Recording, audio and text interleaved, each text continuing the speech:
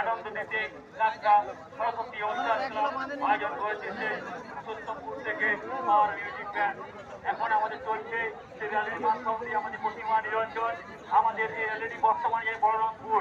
আমি সামনের mic man দলকে বলবো র্যালিটি যাবে বলরামপুর থেকে ঘুরে এসে শ্রীমন্দিরে আমাদের হল্ট হবে। আমি সামনের ম্যাসিন্ডো ড্রাইভারকে বলবো র্যালিটি সম্পূর্ণ যায় বলরামপুর থেকে ঘুরে এসে আমাদের র্যালিটি সম্পূর্ণ শ্রীমন্দিরে হল্ট হবে। চলো সে টার্নিংটা আমি ওই ভীম পূজার আগে